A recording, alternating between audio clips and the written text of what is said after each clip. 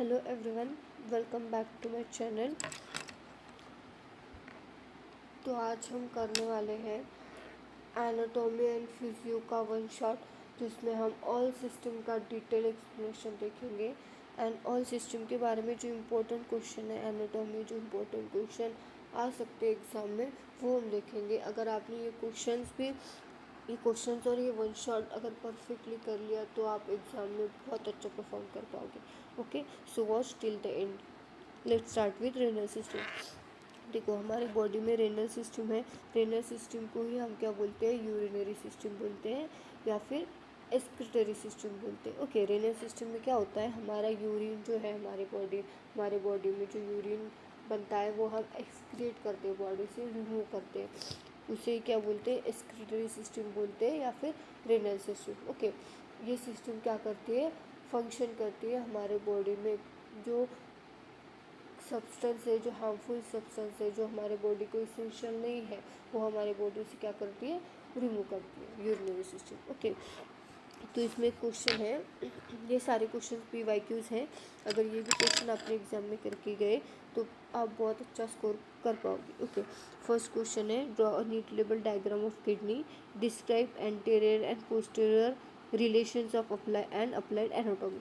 Okay, तो इस question में आपको क्या करना है? किडनी का एक डायग्राम निकालना है। देखो, किडनी का ऐसा एक डायग्राम निकालना है।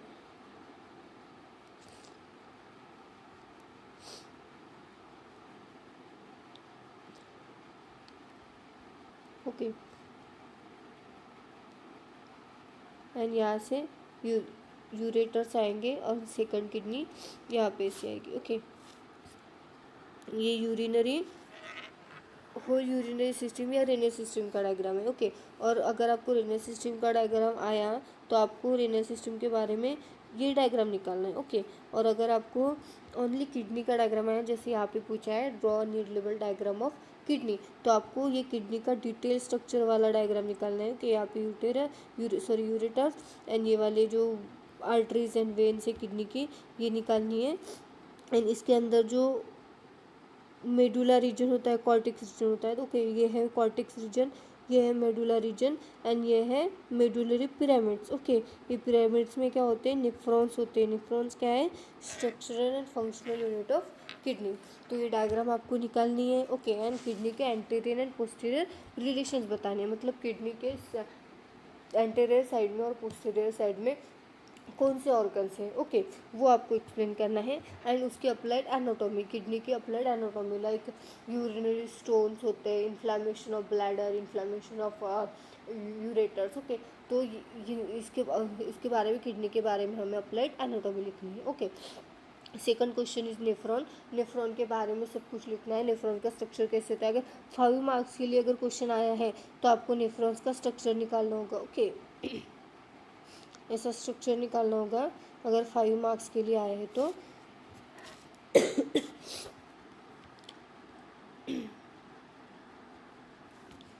एंड लेबलिंग अच्छे से करनी है डायग्राम को। अगर आप लेबलिंग करोगे तो आपको बहुत अच्छे मार्क्स आएंगे।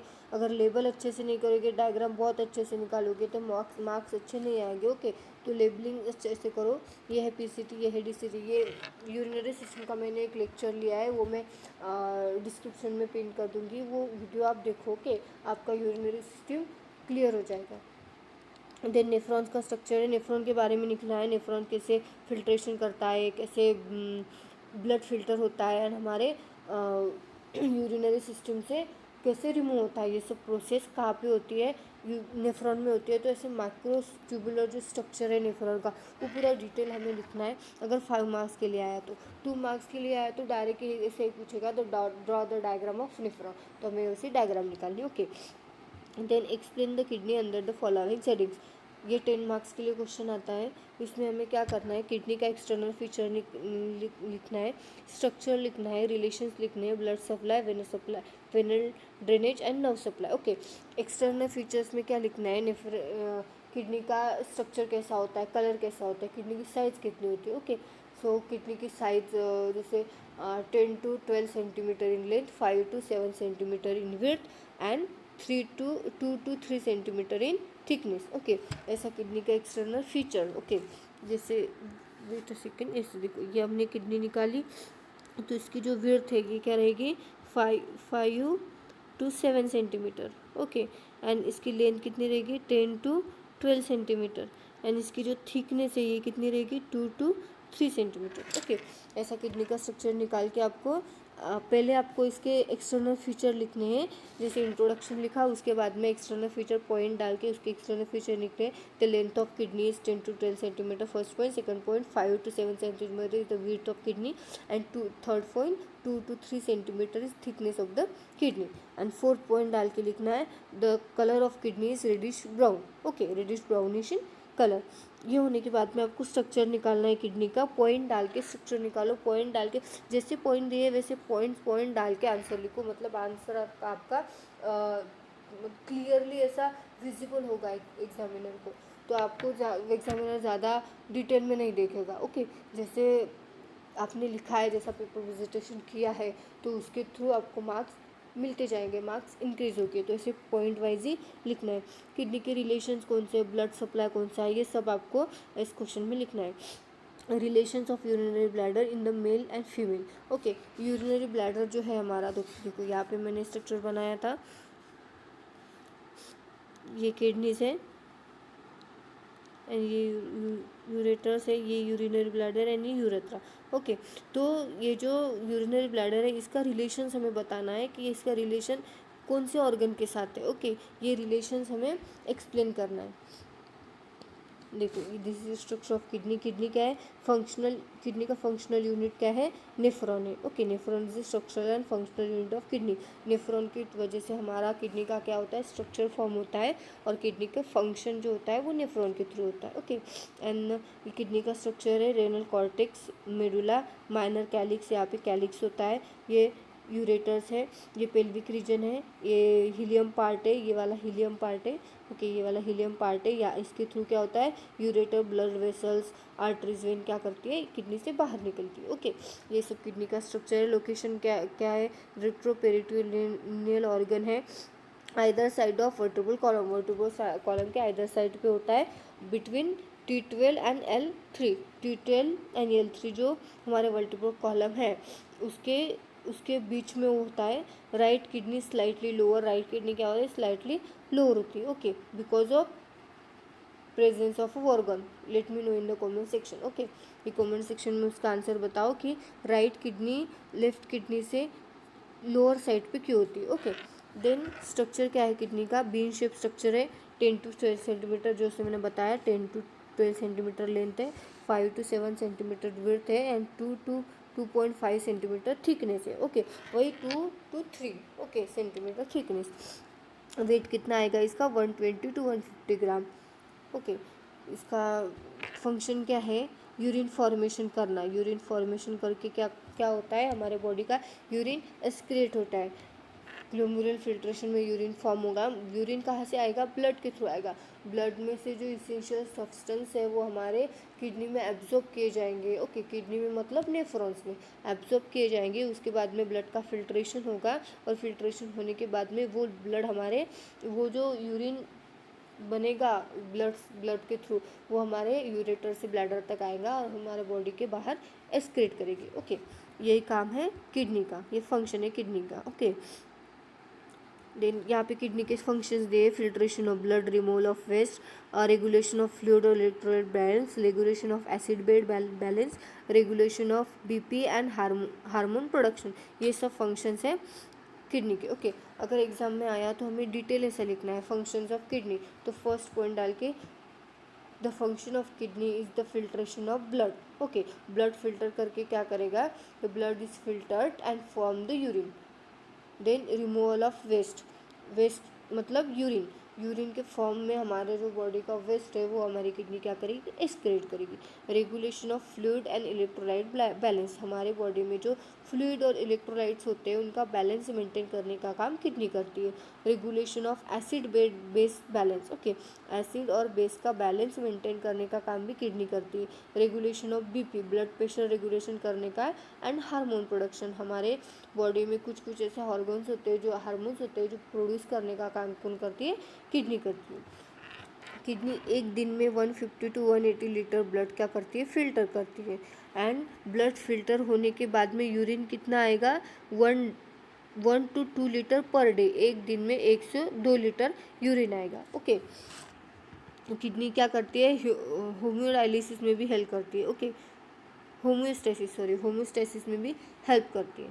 Homeostasis means homo means blood, stasis means regulation, मतलब ब्लड का रेगुलेशन, ब्लड का फिल्ट्रेशन करती है तो ऑब्वियसली होम्योस्टेसिस करेगी। ओके, देन इसका blood supply renal artery and renal vein करती है। ओके, डिसीज क्या है, nephritis, nephritic syndromes, kidney stones, chronic kidney diseases and acute kidney injury, ये सब डिसीजेज है। मतलब यहाँ पे क्वेश्चन हमने देखा था, दिस इज अप्लाइड एनाटॉमी। जो अप्लाइड एनाटॉमी है उसमें हमें क्या करने हैं, इसकी डिसीजेज लिखने हैं। ओके, ये जो डिसीजेज ये वाले लिखने हैं उसमें। ओके, देन हमारा यूरिनरी ब्लैडर है। यूरिनरी ब्लैडर का क्या करता है, इसका फंक्शन क्या है, टेम्पररी स्टोरेज ऑफ यूरिन। अगर एक लाइन में अगर आंसर लिखना है आपको ब्लैडर के थ्रू तो ऐसा हेडिंग डालो यूरिनरी ब्लैडर, स्ट्रक्चर निकालो और यहाँ पे लिखो temporary storage of urine. Okay, ये फंक्शन है हमारा यूरिनरी ब्लैडर का। यहाँ पे स्पिंक्टर्स रहते हैं, external sphincters, internal sphincters. Okay, internal sphincters में हम क्या करते हैं, यूरिन को कंट्रोल नहीं कर सकते इंटरनल स्पिंक्टर में। ओके, एक्सटर्नल स्पिंक्टर्स क्या होते हैं, वॉलेंटरी होते हैं, हमारे कंट्रोल में होते हैं, राइट। और छोटे बच्चों में एक्सटर्नल और इंटरनल दोनों भी स्पिंक्टर इनवॉलेंटरी होते हैं, उनकी कंट्रोल में नहीं रहता है यूरिनेशन। ओके, ये सब फंक्शन है, storage of urine, explosion of urine, help in micturition, prevent backflow of urine. Urine का ब्लैक फ्लो मतलब अगर ब्लैडर में यूरिन है तो वो वापस यूरेटर्स के थ्रू किडनी में ना जाए, इसके लिए भी ये भी फंक्शन कौन परफॉर्म करता है, यूरिनरी ब्लैडर परफॉर्म करता है। Okay, this is all about the renal system. अभी हमें देखनी है digestive system. Okay, digestive system में देखो क्या क्या है।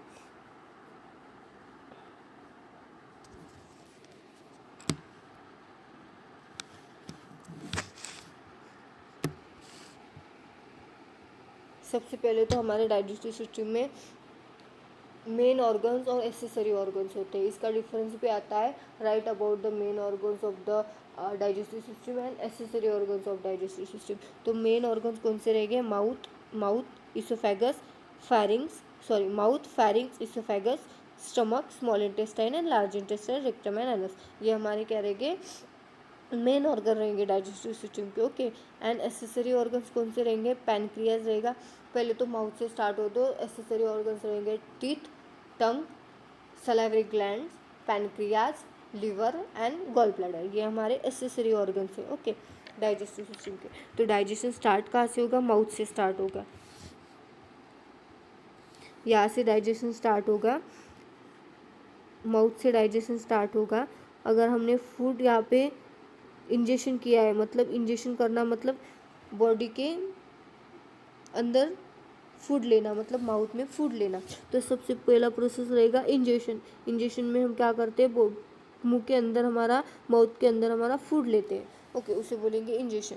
देन फूड हमारा क्या होगा, यहाँ पे माउथ के अंदर चेविंग होगा, हम फूड को क्या करेंगे, चबाएंगे, तो उसको चेविंग बोलते हैं। उसे मास्टिगेशन होगा फूड का, मास्टिगेशन होने के बाद में फूड इसोफेगस में जाएगा, इसोफेगस में जाने के बाद में फूड का क्या होगा, पेरिस्टालसिस मूवमेंट के थ्रू ब्रेक डाउन होगा। माउथ में तो ब्रेक डाउन हो ही जाएगा, फिर उसके बाद में इसोफेगस में भी उसका और ब्रेक डाउन होगा, केमिकल्स मिक्स हो गए, सलाइवा तो माउथ में मिक्स होता ही है। ओके, उसके बाद में हमारा फूड जो है वो इसोफेगस से स्टमक में जाएगा, स्टमक में जाने के बाद में फूड ये सेल से मिक्स होगा फूड, हाइड्रोक्लोरिक एसिड, HCl से मिक्स होने के बाद में फूड हमारा क्या होगा, बहुत छोटे छोटे लिक्विड्स पार्टिकल्स में बनेगा। उसके बाद में हमारा फूड स्मॉल इंटेस्टाइन में जाएगा, स्मॉल इंटेस्टाइन में जाने के बाद में उस इसेंशियल सब्सटेंस एब्जॉर्ब हो गए, और जो एब्जॉर्प्शन है वो हमारे बॉडी के लिए इसेंशियल है। ओके, वो एब्जॉर्प्शन होगा, उसके बाद में ये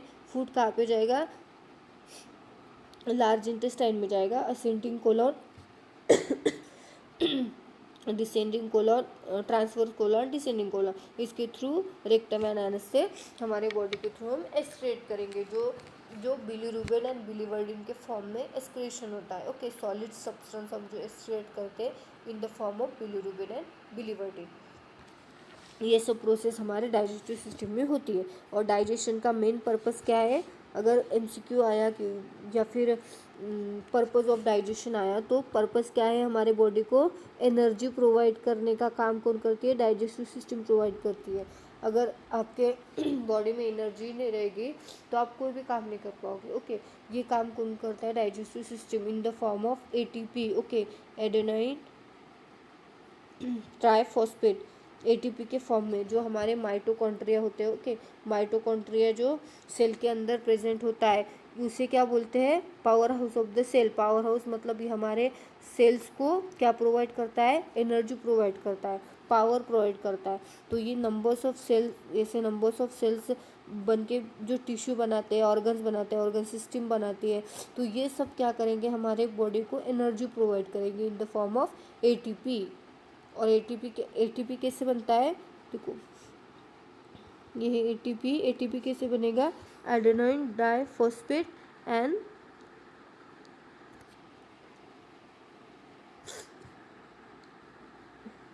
adenine triphosphate and one molecule of phosphate, ऐसे बनेगा एटीपी, एडेनाइन ट्राइफॉस्फेट। मतलब ये दो मॉलिक्यूल्स फॉस्फेट के एंड एक मॉलिक्यूल मतलब एडेनाइन ट्राइफॉस्फेट, ऐसे 3 फॉस्फेट के ग्रुप बनेंगे। ओके, तो इन द फॉर्म ऑफ एटीपी हमारी बॉडी क्या करती है, एनर्जी, हमारे सेल्स क्या करते हैं, बॉडी को एनर्जी प्रोवाइड करते हैं। एंड ये फेजेस हैं डाइजेस्टिव सिस्टम के। देखो, एक है injection, digestion, absorption and excretion. Injection कहाँ पे होता है, माउथ में और फेरिंग्स में होता है।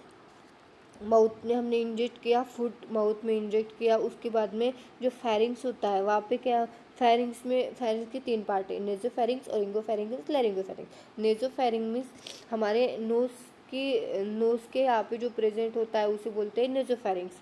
ओके, ओरिंगोफेरिंग्स मीन्स हमारे ओरल कैविटी में जो प्रेजेंट होता है उसे बोलते हैं ओरिंगोफेरिंग्स। एंड लैरिंगोफेरिंग्स मीन्स हमारे लैरिंग्स के पास जो प्रेजेंट होता है उसे बोलते हैं लैरिंगोफेरिंग्स। ये क्या करेगा, इंजेक्शन में हेल्प करेगा। देन हमारा फूड इसोफेगस में आएगा, स्टमक में जाएगा। एंड वहाँ पे क्या होता है, स्टमक के कौन से पार्ट है, 3 पार्ट है, फंडस, बॉडी एंड पाइलोरस। और वहाँ पे स्फिंक्टर भी है, पाइलोरस स्फिंक्टर।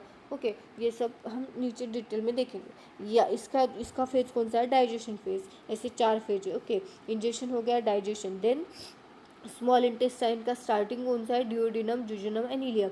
ये 3 पार्ट मिलके क्या बनाते हैं, हमारा स्मॉल इंटेस्टाइन बनाते हैं। ये 3 पार्ट मिलके क्या बनाते हैं, स्मॉल इंटेस्टाइन बनाते हैं। एंड देन क्या होगा, एब्जॉर्प्शन होगा। एब्जॉर्प्शन कहाँ पे होगा, हमारा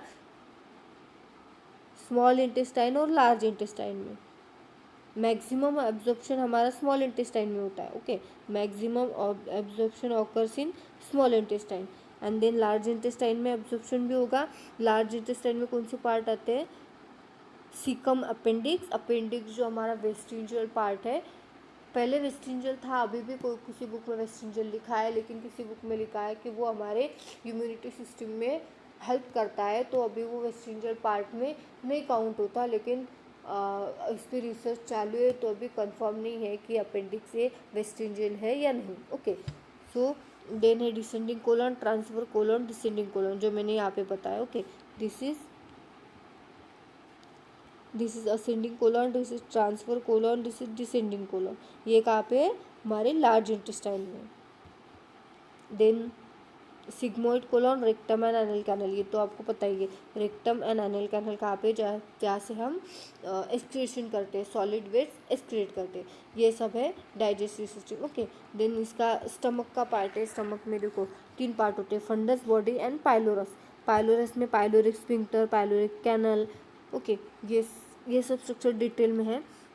यहाँ पे टेम्पररी स्टोरेज ऑफ फूड, ये फंक्शन है स्टमक का। इसकी कैपेसिटी न्यूबॉर्न में कितनी होती है, 10 to 30 ml, टॉडलर में होती है 90 ml एंड एडल्ट में होती है 1.5 litre to maximum 2 to 3 litre adult में। ओके, लोकेशन कहाँ पे है, upper left part of the abdominal. Abdominal के अपर लेफ्ट पार्ट में हमारा स्टमक लोकेटेड है, बिलो द डायफ्राग्राम, डायफ्राग्राम के बिलो। ओके, फंक्शन क्या है, reservation of food, absorption of vitamin B12, destroys micro organisms in food, जो हम food body के अंदर डालते हैं उसमें कुछ माइक्रो ऑर्गेनिज्म होते हैं, वो हमारे स्टमक में क्या होते हैं, डिस्ट्रॉय होते हैं। यह फंक्शन हमारे स्टमक का है। स्टमक में जो केमिकल्स प्रेजेंट होते हैं, जो एसिड्स प्रेजेंट होते हैं, उसके थ्रू हमारे बॉडी में जो माइक्रो ऑर्गेनिज्म जाएंगे वो क्या होंगे, किल हो जाएंगे स्टमक में जाके। और फंक्शन क्या है, excrete toxins, alkaloids and metals. जो टॉक्सिन्स हमारे बॉडी में है, स्टमक में है, उसे एक्सक्रीट करने का काम कौन करती है, स्टमक करती है। स्टमक के थ्रू वो small intestine, large intestine, rectum anus के थ्रू बाहर जाएगा। ओके, डाइजेशन तो ऑफकोर्स अब स्टमक है तो डाइजेशन होगा ही। कन्वर्ट फूड इनटू काइम, जो फूड है हमारा वो किस में कन्वर्ट करती है, काइम में कन्वर्ट करती है। जो हमारा फूड हमने माउथ में लिया उसके बाद में चेविंग करते हैं, मास्टिकेशन होता है। चेविंग होने के बाद में जो फूड तैयार होता है उसे हम बोलते हैं बोलस। हमने चेविंग किया, उसके बाद में चेविंग करने के बाद में जो फूड बनेगा उसे हम बोलेंगे बोलस। ओके, उसे हम बोलेंगे बोलस। एंड जो फूड हमने स्टमक में बनाया उसे हम बोलेंगे chyme. Difference between bolus and chyme, bolus कहाँ पे होता है, माउथ में बनता है, और काइम कहाँ में बनता है, स्टमक में बनता है। स्टमक में जो काइम बनेगा वो ज़्यादा लिक्विड फॉर्म में होगा, लिक्विड भी नहीं मतलब सॉलिड लिक्विड ऐसा मिक्सअप होगा, राइट। एंड बोलस जो है वो सॉलिड फॉर्म में होगा, हमारे माउथ में होगा। जैसे हम खाना चबाते हैं उसका जो स्ट्रक्चर बनता है, उसका जो ऐसा पार्टिकल बनता है उसे हम बोलस बोलते हैं। और काइम जिसे बोलेंगे वो जो है स्टमक में, ओके, उसे काइम बोलेंगे। देन ब्लड सप्लाई है, left gastric artery and right gastric artery. हमारे ब्लड सप्लाई कौन करता है स्टमक को, गैस्ट्रिक आर्टरीज करती है, लेफ्ट एंड राइट। हमारे स्टमक में हमारे डाइजेस्टिव सिस्टम या एलिमेंट्री कैनल में, डाइजेस्टिव सिस्टम को एलिमेंट्री कैनल बोलते हैं, डाइजेस्टिव सिस्टम एलिमेंट्री कैनल। तो हमारे एलिमेंट्री कैनल में जो लेयर्स होती है उनको वो 4 टाइप्स की होती है, म्यूकोसा, सब mucosa, muscularis and serosa. Serosa is the outer most layer, mucosa is the inner most layer. ये क्या करती है, सिक्रेशन करती है। आउटर लेयर कौन से भी स्ट्रक्चर के आउटर लेयर अगर रही तो वो क्या करेगी, प्रोटेक्शन करेगी। आउटर कवरिंग प्रोटेक्शन करेगी, इनर कवरिंग क्या करेगी, सिक्रेशन करेगी, या फिर जो सब्सटेंस होते हैं उन्हें क्या करेगी, मूव करेगी। वहाँ पे सीलिया अगर प्रेजेंट रहे, सेल के ऊपर सीलिया हेयर लाइक स्ट्रक्चर प्रेजेंट है तो वह क्या करेगी, केमिकल्स या पार्टिकल्स का मूवमेंट करेगी इनर स्ट्रक्चर में अगर प्रेजेंट है तो। ओके, हमेशा याद रखना आउटर लेयर हमेशा प्रोटेक्शन ही करेगी। कोई सी भी सेल हो, टिश्यू हो, कौन से भी यहाँ पे अगर आउटर लेयर है तो वो प्रोटेक्शन ही करेगी। ओके, देन गैस्ट्रिक जूस का कंपोजिशन आता है। कंपोजिशन क्या है, वाटर 99.5% गैस्ट्रिक जूस में है, एंड सॉलिड कितने 0.5%। उस सॉलिड्स में है ऑर्गेनिक और इनऑर्गेनिक। ओके, सॉलिड्स में कौन से, organic and inorganic. Pepsinogens, rennin, lipase, intrinsic factor of Castle. Okay, ये सब ऑर्गेनिक है। इनऑर्गेनिक क्या है, HCl, पोटेशियम, ये सब जो इनऑर्गेनिक सब्सटेंस है वो क्या है, इनऑर्गेनिक सॉलिड्स हैं हमारे गैस्ट्रिक जूस में। फंक्शंस क्या है, digestion, proteins, kill bacteria, provide acidic pH, protection of stomach lining, help vitamin B12 absorption. ये सब फंक्शन है हमारा गैस्ट्रिक जूस का। देन है लीवर। लीवर क्या है, लार्जेस्ट ग्लैंड है हमारे बॉडी का।